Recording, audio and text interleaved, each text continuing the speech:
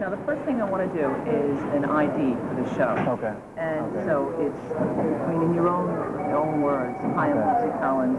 Watch me on the Word on Channel 4. Okay. So, and that's directly to the camera. Watch me on the Word on Channel 4. However you want to say it, but okay. Watch me. I mean, I just want to make sure I got that part right. It's the Word, and it's Channel 4. Okay. Hi, I'm Bootsy Collins. Okay. Okay. Tell me when. Okay. The name is Bootsy, baby. And watch me on the Word, Channel 4. Hit! I'm sorry, if you could be louder, there's a lot of background noise. Okay. Okay. Okay. Tell me when. That is when. The name is Bootsy, baby. And watch me on the Word, Channel 4. Hit me! I am going to tell people. Oh, to kind of pipe down a little bit. Turn on the phone, too. Up to that. I'll tell you what.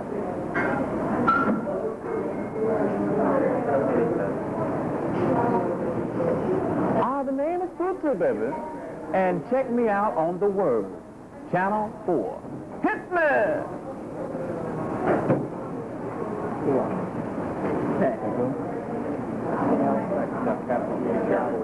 Okay. Okay. Ready. Why have you been away from the limelight for so long? I think basically it was due to stardom and not being used to that. And one thing that I didn't mention, my voice is going to be in this. So if you could answer in statement form and my question. I got you now. Okay. I got you. So why have you been away from the limelight for so long? Okay.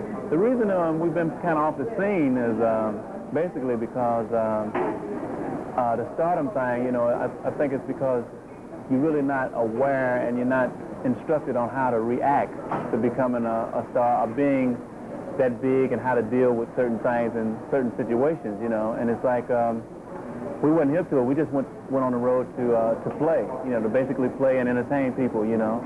Give up the funk and they give up the funk too, you know, that kind of thing. But we wasn't ready for the other things to come, like the trucks breaking down, you know, hotel bills we had to pay, and we had to make sure people were here and people were there. And, you know, we started having to be involved with the business end of it. And we really wasn't, personally myself, really wasn't ready for that. And then you have to start hiring different people to do this, people to do that, and then, you know, your trust start becoming more and more, you know, you don't know who to count on and, you know, that kind of thing. So it becomes like more out of control. And when you're used to having things under control, like from the set on down, my thing was always hit, bang, bang. I learned a lot from James Brown. That's pretty much the way his thing was. You know, on the set it was always hit, hit, and everybody was real tight, you know. So we tried to run everything that way, you know, and on the set it ran that way too. It's just the business got so big, so fast, everybody just kind of freaked out, you know, and just didn't know how to handle it. And that kind of made me want to kind of bag up a little bit and check it out and see, you know, see what the heck was going on. I got to the point I kind of lost my own identity.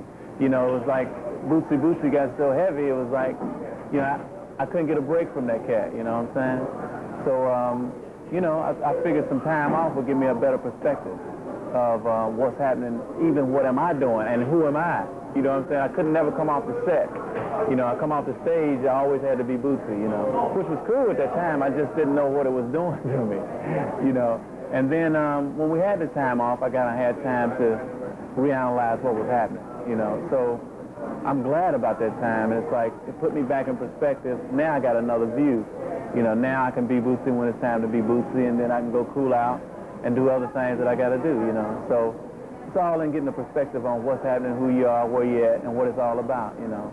So I didn't know how to deal with it at first, you know, the time off. But it's kind of working out because, you know, I got the chance to play with different people, become a musician again.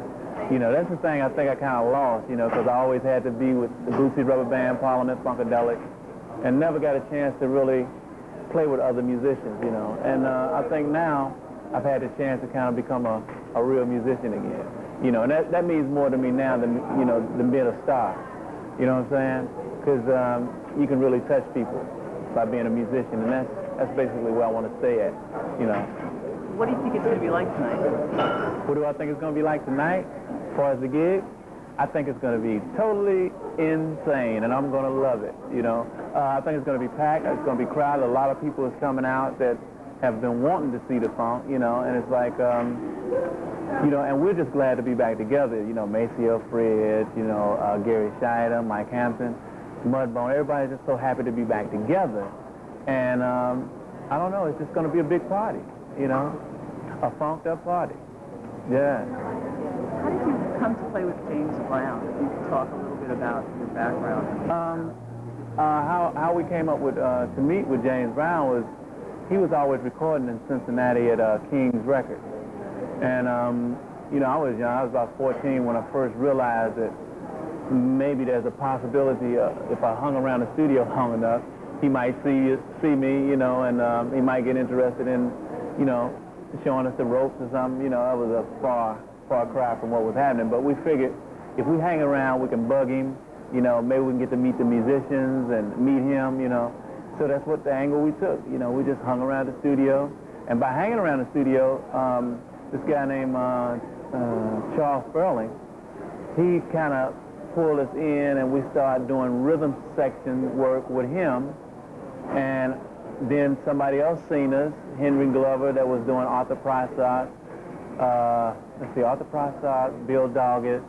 They kind of seen us, and, you know, next thing you know, we started doing session work with them. And the next thing you know, we was doing a bunch of session work over King, and that's how James Brown got to hear about us. You know, we started doing all the session work over there. And we, as a matter of fact, we were doing everybody but him. You know, so it's like,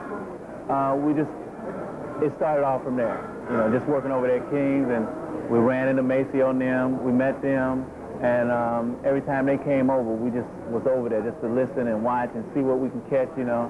And because we idolized all them cats, you know. We were more so in the band, more so than James. I mean, you know, everybody was into James, but we were more so into the band, the musicians, you know, because they were the cats, you know. I mean, James was calling the stuff out, but the musicians was definitely the ones we were interested in, you know. So we got a chance to meet everybody and hung out a little bit, you know. So that's pretty much where it started from. And I think what happened was when James really needed us, that's probably where it really stemmed from, because he called us because he knew we knew everything. We knew the whole show. You know, it was just like having his band. So when he called us, he knew that, you know. And what had happened, he had some problems with the old band. And when he called us, Bobby Bird came and picked us up in the Learjet. We flew from Cincinnati. We were doing a benefit concert on Gilbert Avenue in a place called the Wine Bar. I never will forget it.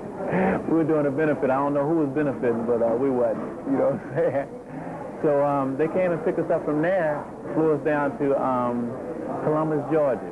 That was our first gig with James Brown. And that was in, I think it was the end of '69. That was our first gig.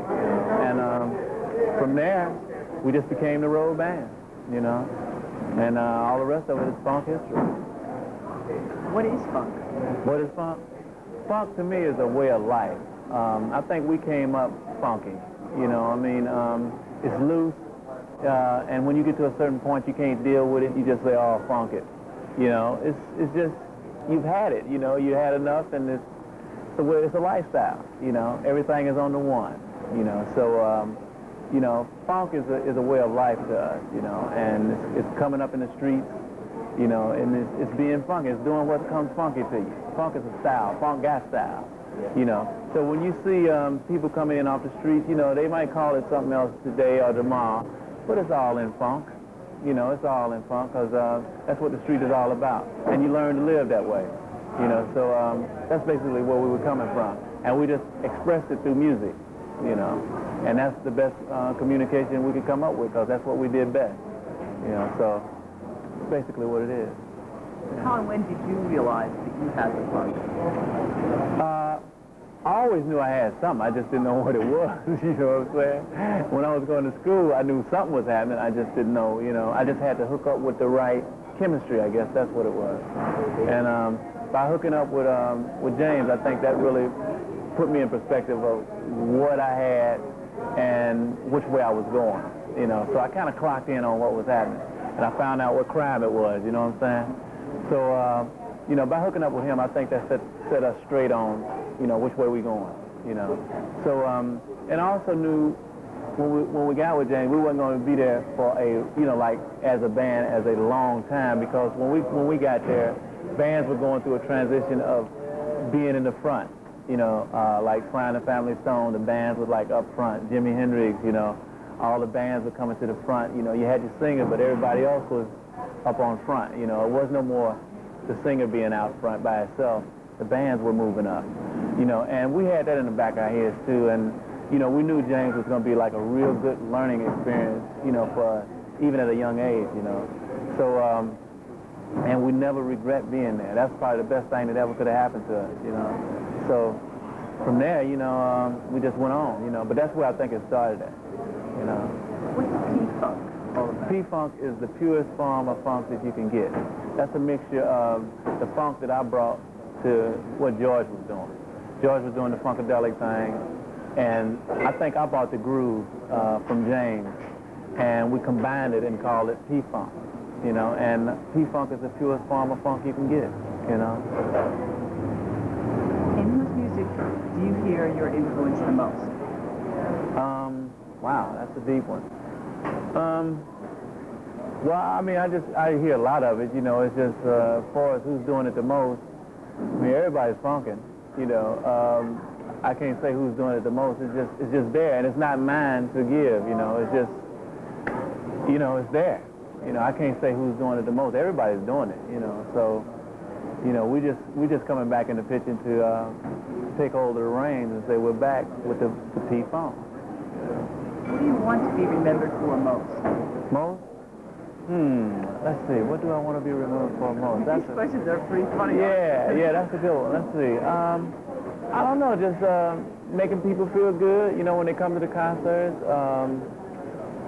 giving off a good thing and trying to, you know, direct the kids in the right way, you know, without preaching, you know, having some fun with it, and, you know, letting them see us another side to life than being miserable. And, you know, anybody can make it, anybody can do it. All you got to do is stick to it, because they was telling us the same thing, that we were crazy.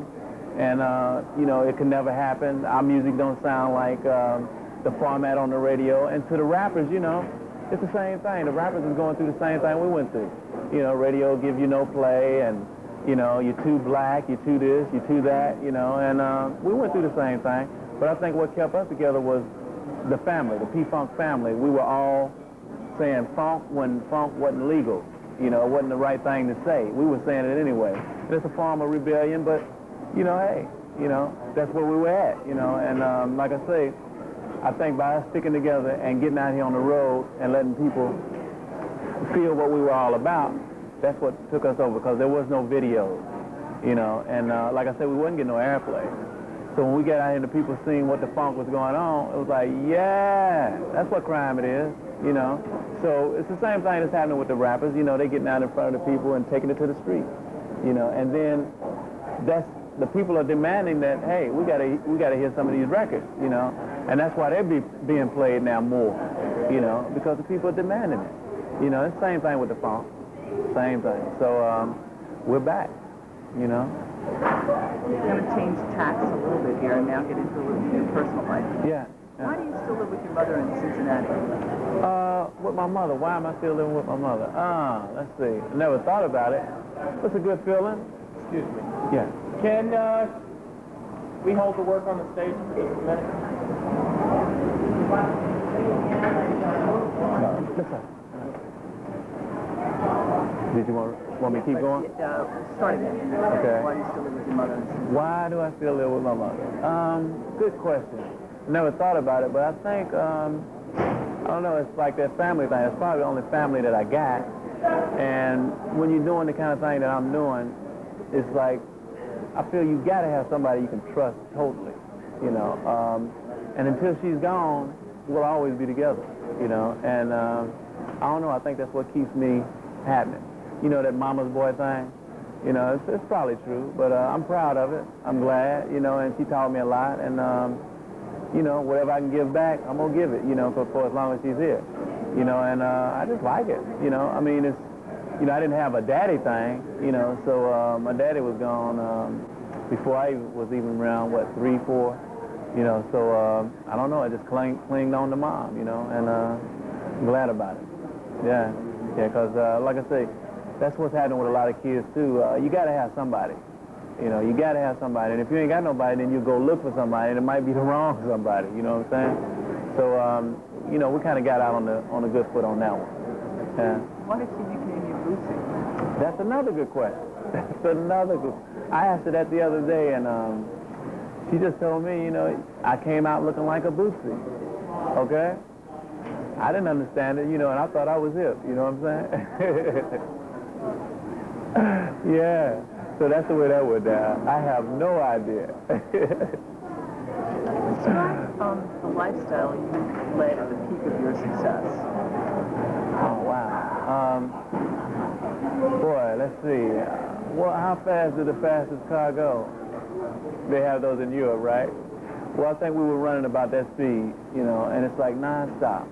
And you're doing some of everything. I mean, whatever it is, it's like you in the middle of everything that you could possibly think you want, you can have, you know, and that's pretty much the way it was, you know, putting a long story short, it's like anything you want, you can have it, you know, so we were having it, you know, and plenty of it, you know, and it's like, it went that way, it kept going that way. As a matter of fact, it's set up, it's designed to go that way, you know, and until somebody is telling you about these things and what to look out for and, you know, be sure you check this out. Until somebody is actually telling you about these things, everybody goes down the same trip, you know, basically goes down the same trip. And I think we just came out ahead because then none of us freak out or die, you know, or drugged all the way out, you know what I'm saying?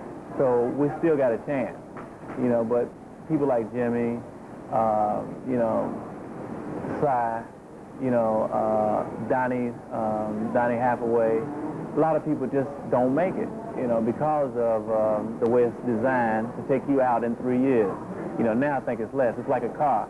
How long does a car last? And then before you got to have a new one. You know, so the time span is getting less and less on those things, you know. So same thing with entertainers, you know. So, but I think what kept us around is the thing that we brought about. It wasn't just to hit records, because we were happening before even hit records. We had hit records. So it's like, I think the foundation of where we came from and what we're about is what kept us around. You know, as long as we didn't freak out or drug out, we still got a chance to come back, you know. So that's what we had now, you know. Being thankful for that chance. Yeah. You're going to like this question. Uh-oh. What's the most ridiculous or surreal thing that ever happened to you as a result of your stardom? Ridiculous thing that ever happened to me? Well, it was a few things, but now here's one. We were playing at the Madison Square Gardens, right? We were playing 2 nights, and we were on the way to the gig from Jersey. The limo was coming through the tunnel, Lincoln Tunnel, and it was wall to wall, backed up. I don't know, I think it was an accident or something. George and myself had to change clothes in the limo. Okay, the show time was 8 o'clock at Madison Square. We were in the tunnel, Lincoln Tunnel. So it was either we get out the car, run through the tunnel, make it to the gig to hit, or sit there and go through that. They wasn't even inching. You know, it was like all the cars were sitting there. Somebody had an accident or something. Wasn't no cars moving. We were sitting there in the limo. It was either, and it was 7:45. It was either we get out and run to the gig with our clothes on. You know, I'm talking about with our stage stuff on. The tall boots, the everything. We got out and ran all the way to the gig from inside the Lincoln Tunnel. That was the deepest thing that ever happened. And when we got there, we had to go straight on the stage. You know, that was one of the deepest things that ever happened. That was one of them. You know, so I never will forget that one. You know, George broke his heel on his shoe. You know, I mean, we were scuffling. We had dirt everywhere, you know, coming through the tunnel. And we got through there. You know how that exhaust is. We couldn't hardly breathe when we got on. I mean, we were just through, but the show went over great. It was as if it never happened. You know, so I don't know. Maybe those two things are you know, they offset each other. But that was a deep thing that happened to us. Yeah. Tell us about your fishing trips. They were pretty deep too, to say the least. Whoa. We used to like to fish in the Bermuda Triangle, right? Because we used to catch a lot of fish. But I was like doing the fishing in the Bermuda Triangle before I even knew that that's where we were fishing at. George already knew this kind of, you know, he always was up on the, you know, he was up on the books. He kind of turned me on the books and the Easter Island. I mean, the whole trip. So it was like he was up on us fishing in these areas, and I wasn't, you know, I was just fishing. You know, and then one day he kind of said, yeah, you know, we've been fishing in the Bermuda Triangle. And I'm saying, what? You know, and I done heard all these stories and stuff, you know, about the Bermuda Triangle. And I mean, just to hear that, and we've been going out there. Every time we go fishing, that's where we fish at, you know. So once I realized we was fishing out there, I had to come up with some kind of, well, I guess it's cool because we've been out there so many times and nothing ever happened. So I came up with a thing within myself that it's cool. You know, it's George and I guess we're safe. You know, and we started feeling like whatever was out there had a certain protection on us, you know, because we really were feeling like something extraterrestrial was happening within, you know, and we still kind of feel like that, you know what I'm saying? So, you know, it's about not of this world, you know, so, hey, that's where we at right now. Describe your relationship to your space bass. Say it again now?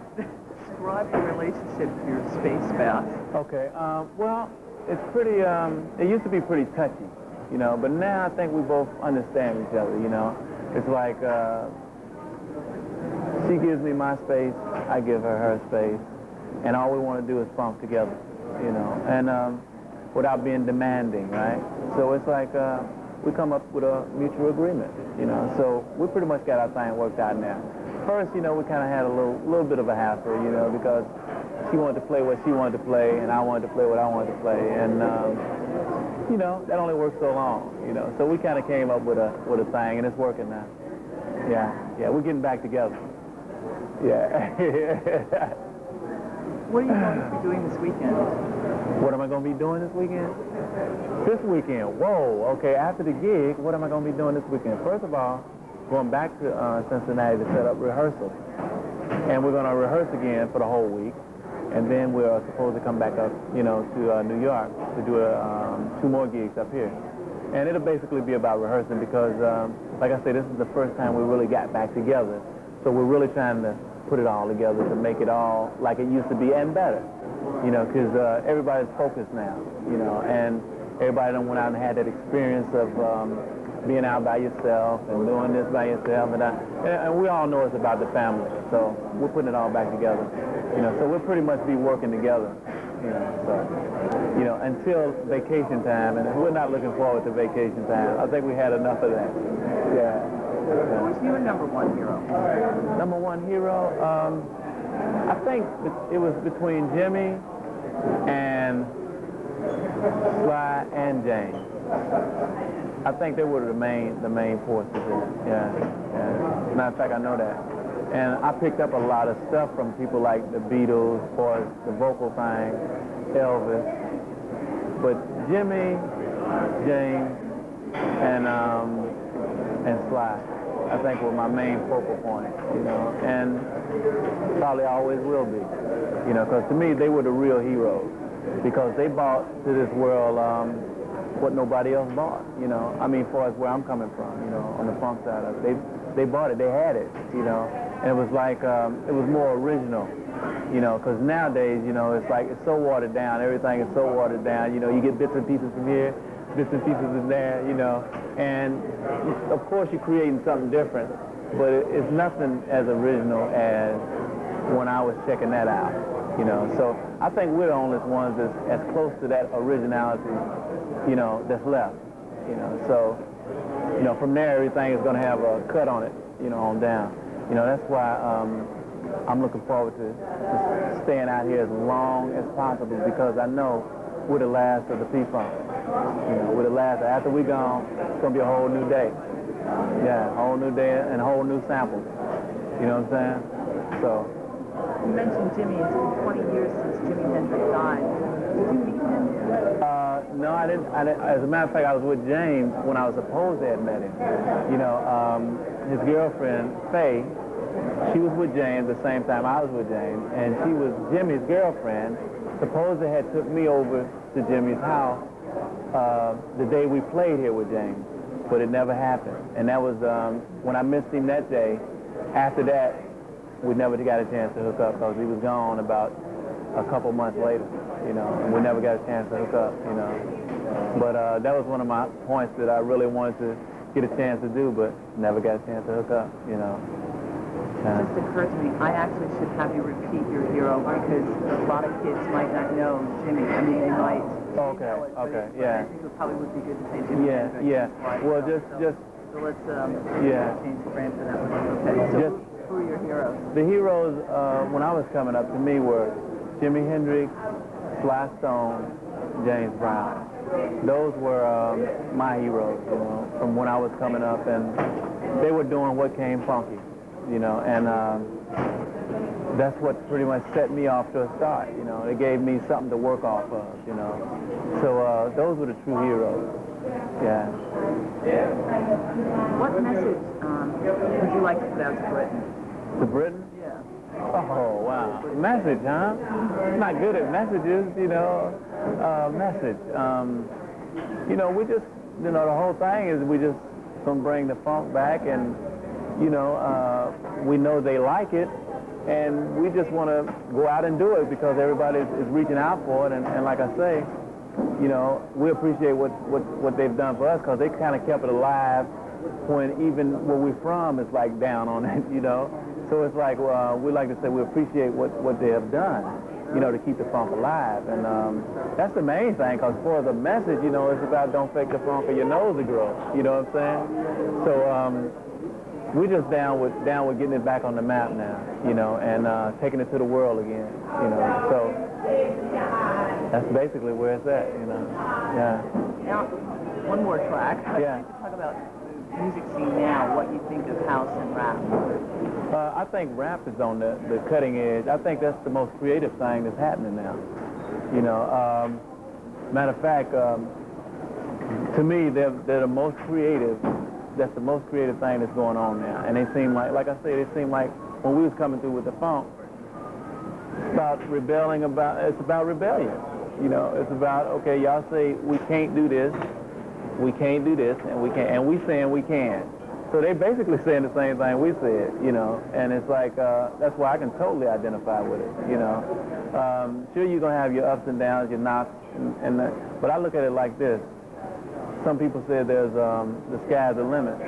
I say there's no walls behind the sky, and you just have to keep reaching, you know. And I think the rap department is definitely going to be doing that because there's no ceiling on it, you know.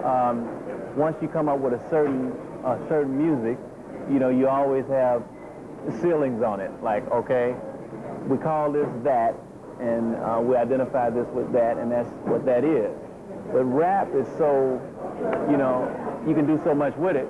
It's like it's no ceiling set on it now, you know. Not saying that it won't be none, but as of right now, it's wide open. And it's the most wide open thing that's happening right now, you know. So definitely, I identify with it because it's coming right from where I came from, right off the street, you know. So that's what's happening. What do you think about kids or other artists sampling your music? I think it was great because it kept the funk alive. You know, I think it's even greater now because we're getting paid from it. You know. You have to answer that one in statement form. Oh, yeah. Okay. What do you think about people sampling? What I think about people sampling P-Funk records and stuff? I think it's great because that's what pretty much kept the funk alive. When we were like, the funk is dead, that's what they said, you know what I'm saying? So I think they pretty much kept the funk alive. And I think it's even better now because they're beginning to give us some, you know, $2 or $3 for sampling us. I mean, it's even better now, you know. So it's like keeping the funk alive and saying, okay, here, okay, we know y'all did it, you know, but we want to use it and we're going to give y'all a certain percentage for it. Everything's great. Everything works out beautiful, you know, so it's great. Yeah, as a matter of fact, keep on with it. You know, I don't see it stopping. You know, I don't see it stopping. I see now what we got to do is make some new funk, so they can after they run out of the old funk, they got to sample some new funk. You know, that's the only thing I see. You know, yeah. So that keeps us in the ball game. Yeah. What new bands do you like? New band. Let's see. Or records or artists? You know, I like Humpty. You know, I like the Humpty Dance. You know, I like that. Not just because they sample our record, but I like it because it was happening. Okay. That, I like, it's a lot of stuff I like. Man, I just can't think of it right off the top. I like Delight, you know, the stuff they did. Let's see, who else is there? Living Colors. I like what they attempt, you know, of course you're going to get hit over the head with certain things, but I like what they're trying to do. Let's see, who else? Wow, it's so many, I just, you know, it's hard to kind of think of it right off the top. But, you know, it's nobody out there right now to me that's like super, you know. It's nobody like that. But you got a few people that's on the cutting edge of it, you know.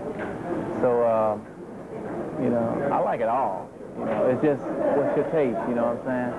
What's your taste? I know what's needed now is some more funk, you know, because you got to have something to pull from, you know, and once you run out of the records that's already out there, you got to have some new funk.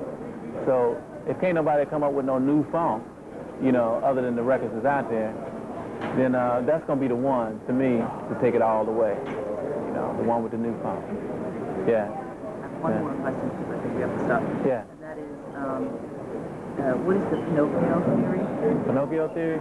Pinocchio theory is really the same theory as the Cinderella thing. It's like when you fake the funk, your nose to grow. In other words, saying like whatever you're doing, it ain't just got to be music. It can be anything you're doing.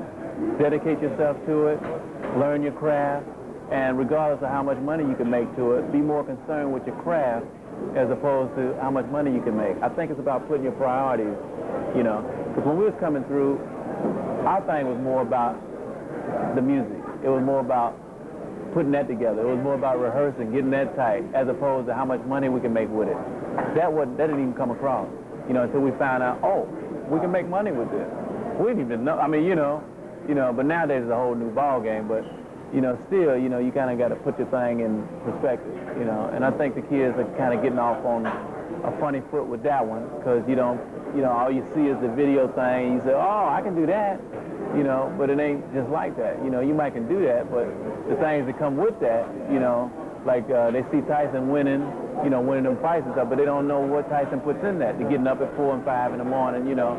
So those are the kind of things I think that needs to be talked about, that's not talked about, you know, and kids need to know about, you know.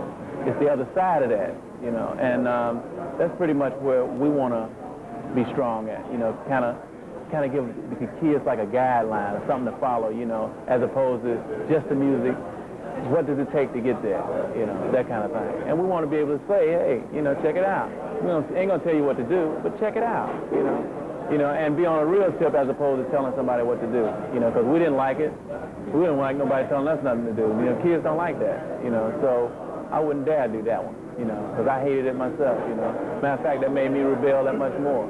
You know, to tell me I can't do something, you can't play no loud bass on no record. I wouldn't get the biggest amp I could get, you know, 18 cabinets, you know what I'm saying? Just to prove that you say I can't, you know, I can do more than that. I can go get me 18 cabinets, you know what I'm saying? So it's like, all of that's a form of rebellion, you know, but it helped me come up with a new thing, you know, so it's all in a positive thing, you know. It's the angle of the dangle, you know, how you looking at it, you know what I'm saying? How you view you. So that's what it's down to. Yeah. I think, okay. The camera. Okay. What, the message is ready? Yeah. I think we're going to be there pretty soon to come and funk with y'all, you know what I'm saying? So just y'all just hang loose, stay funky, keep the funk alive, and the P will be there very shortly, all right? P-Funk over and out. See you when we get there.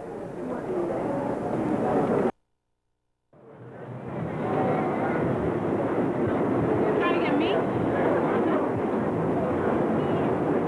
Funny, you know that. like a jerk.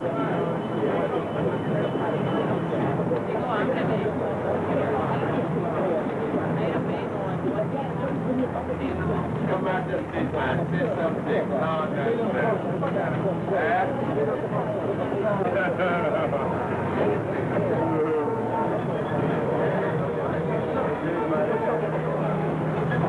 Everything is full out. I know.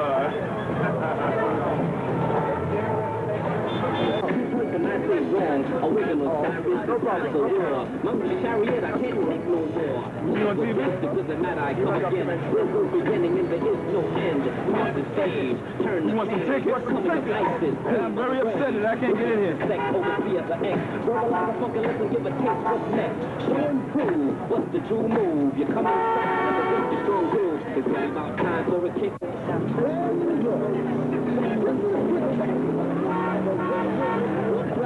And the group at the crossroads. It's okay. I want it.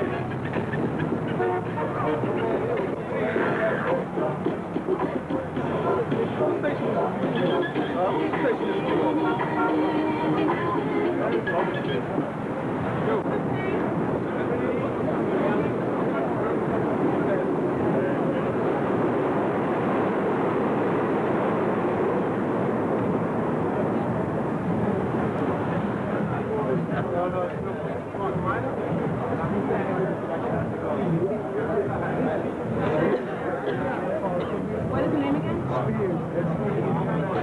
That's okay, we don't have a table, we can guarantee you to come in.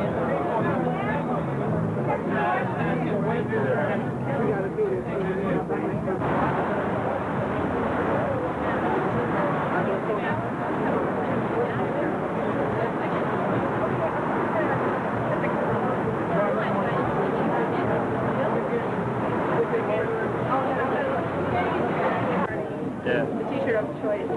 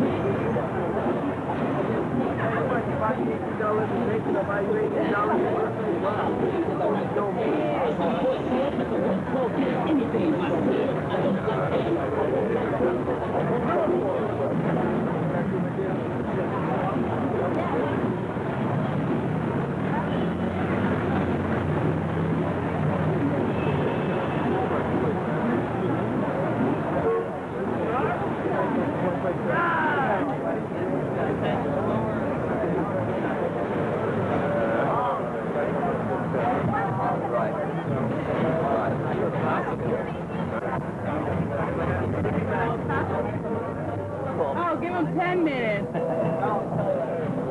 Okay, what's going on here tonight? Well, it's the Groove Academy presenting Bootsy Collins, and it's okay. It's the Groove Academy presenting Bootsy Collins for the first time live in New York in like 6 years. And the Groove Academy was set up to put on the artists who are being sampled by the rap bands.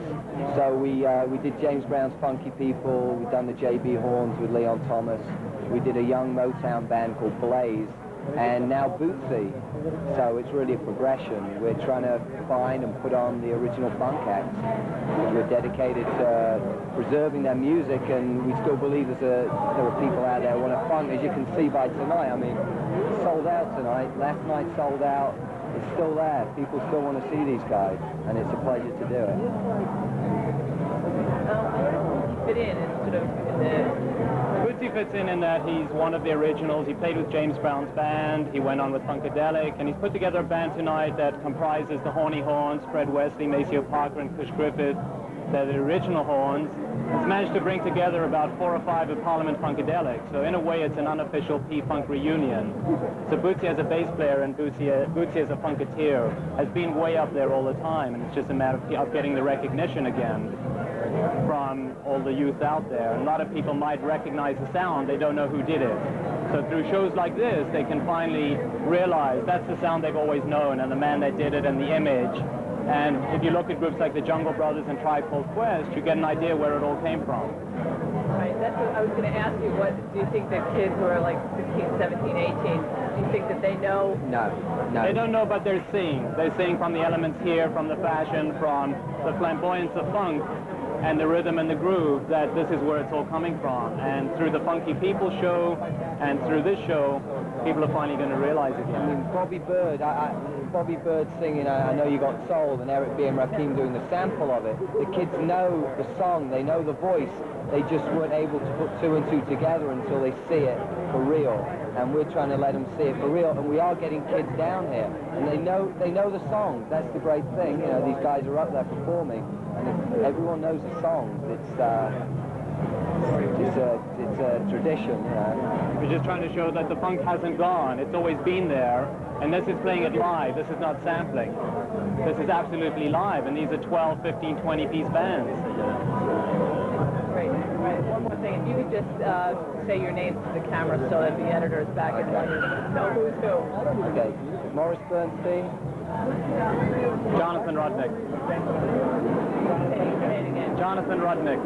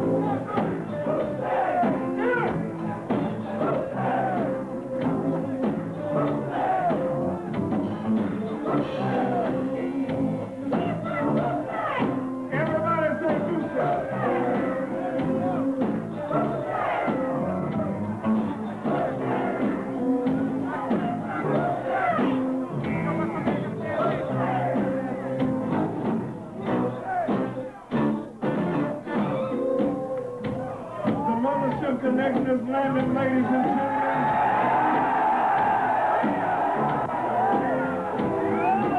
And I can see coming from the spacecraft, entering into SOB, a young man coming up from Cincinnati, Ohio. Bill asked for the line of records, pick them up, drop them off right outside.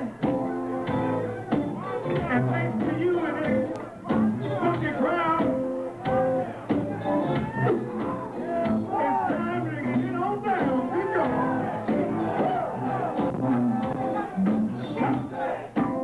In less than 2 years, 16 million believers have given up the funk. Trying to break our funk record tonight. I'm informed that we just about got 1 million right in here tonight. Get down. Yeah. So let me ask you something. What's the name of this town? And who's gonna get on down? Say what? What's the name of this town, huh?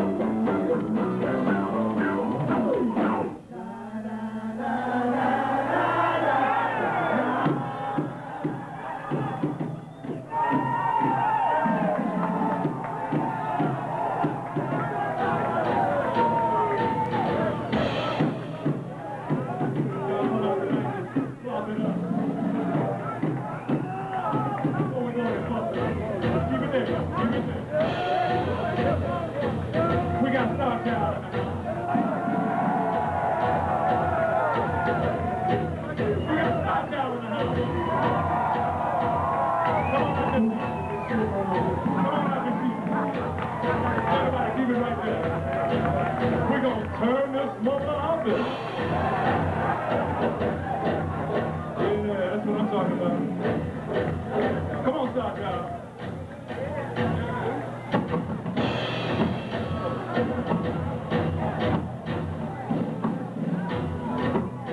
Hey, New York. Say yeah! Say yeah! Say hell yeah! 1, 2, 3, 4.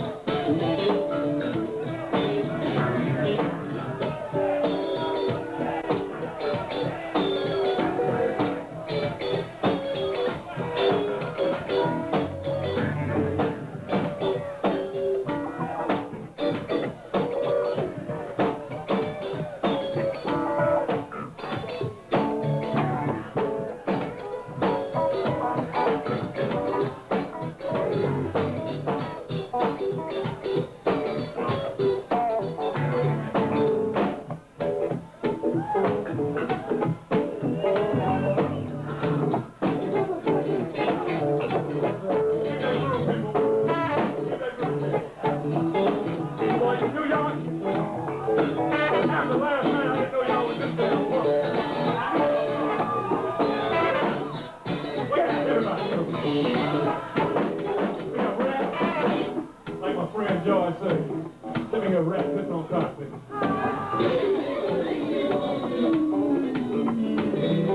First of all, I'd like to say, thank y'all for all y'all support. You know what I'm saying? There's a lot of people out there dogging down on the phone. You know what I'm saying? But y'all know the real deal. Terry Rufo. Terry Rufo. Terry Rufo. Terry Rufo. Terry Rufo.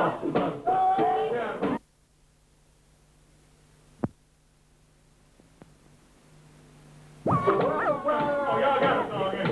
Well. Let's go here with me. So y'all know, first a friend of mine, first a friend of bone, first a friend of everybody up here on this set.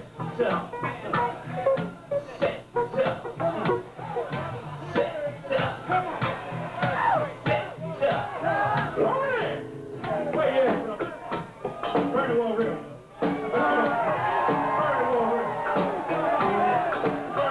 Everybody way down. Wait, we got to hear this. Turn Bernie up, y'all. Hey, PA man, turn Bernie up. Shit, we ain't going nowhere tonight. We're going to funk smoke to the ground. Funk this smoke to the ground. Funk this smoke to the ground. Funk this smoke. Hurry, come on.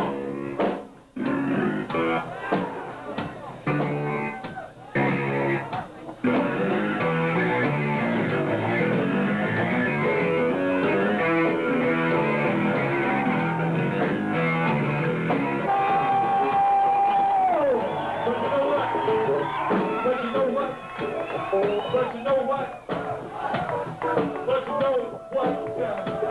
Hey, Bernie. You got that string machine hooked up over there. It ain't hooked up. Damn. It ain't hooked up. What about this thing? Can you do it on that? Can you give us some string thing like you do on Chocolate City?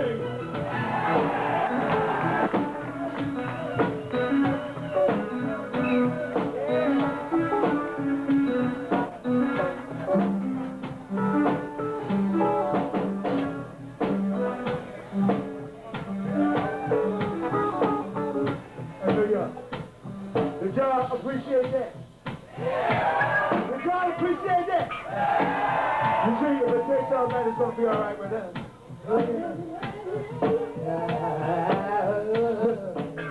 We be funkin' over here.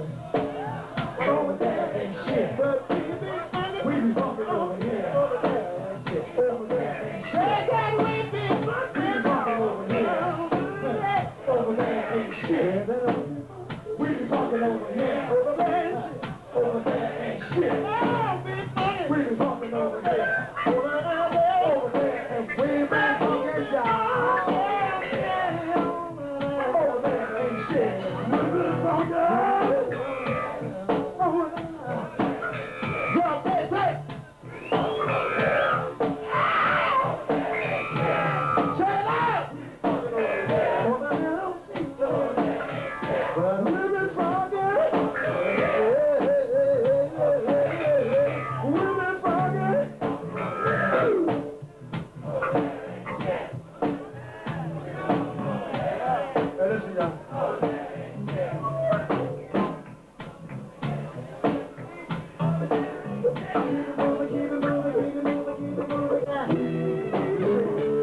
We had to play in Indianapolis.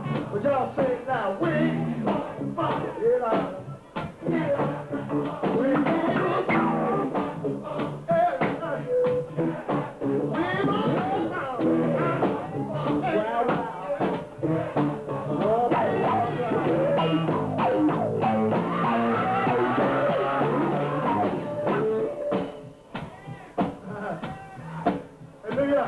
Y'all gotta wave your hands in there like this shit. Now sing loud. I said we need to hey. We need. I gotta have it. We want to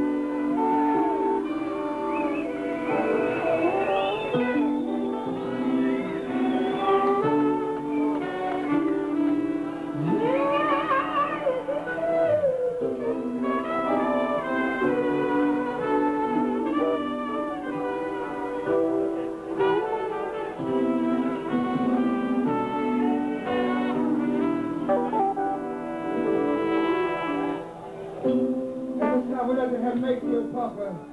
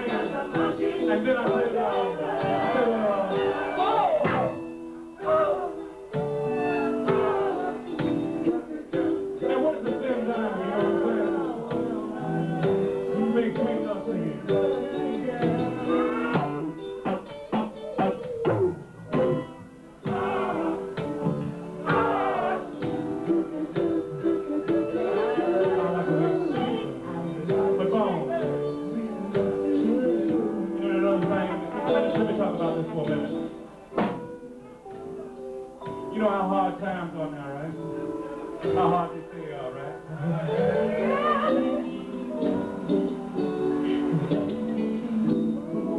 But if you're really in love, man, I don't know what you're in love with. It could be your dog. It could be your tree. And maybe you can pee on me if you feel something. But the point I'm trying to make is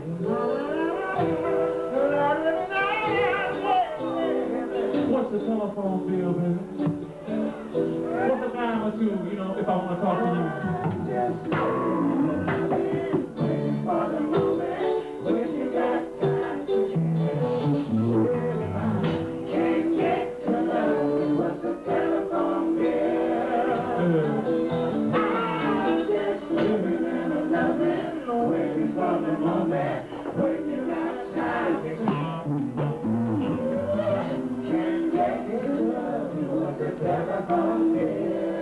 But you know what I got to say about that, buddy?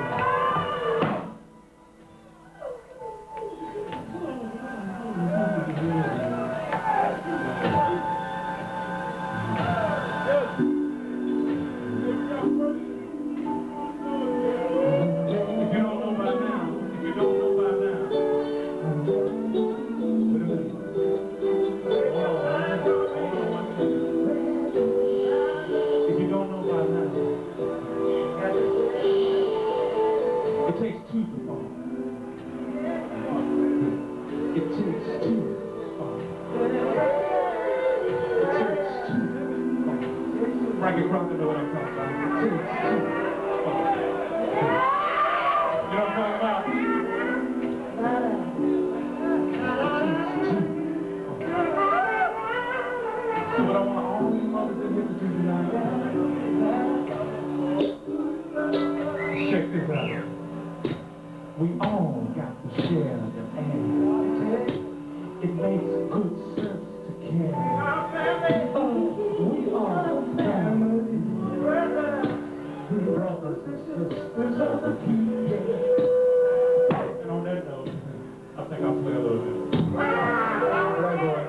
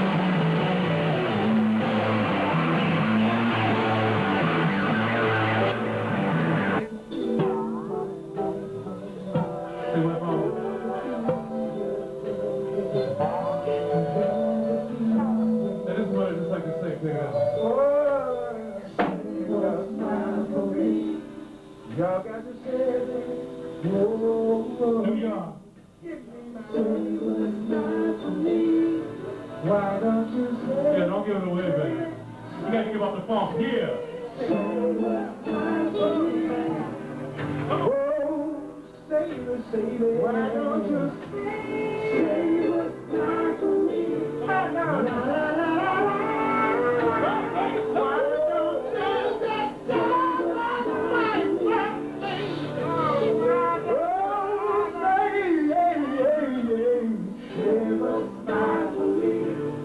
somebody say that, say,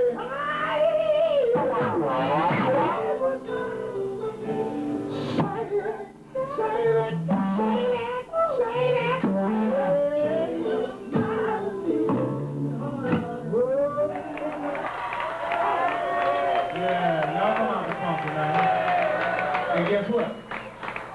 Check it out. Hey, Fred, we got a surprise for you, man. We ain't even rehearsed this song, you know that? We ain't even rehearsed this, so check it out. Now, we're letting y'all know this. We're getting ready to try this on the spot, okay? We like live and living color. You understand what I'm saying? All right, so if we make a few mistakes, don't worry about a thing, because the groove is going to be there. Hit the night.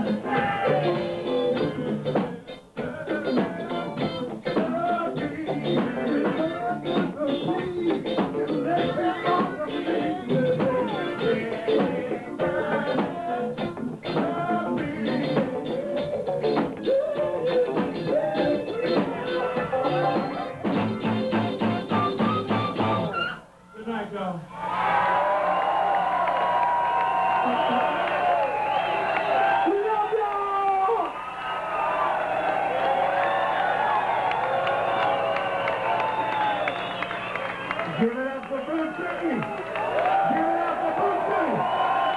Give it up for Bootsy and the Rubber Band! R-U-B-B-E-R! B-A-N-D! The Rubber Band! Bootsy! Give it up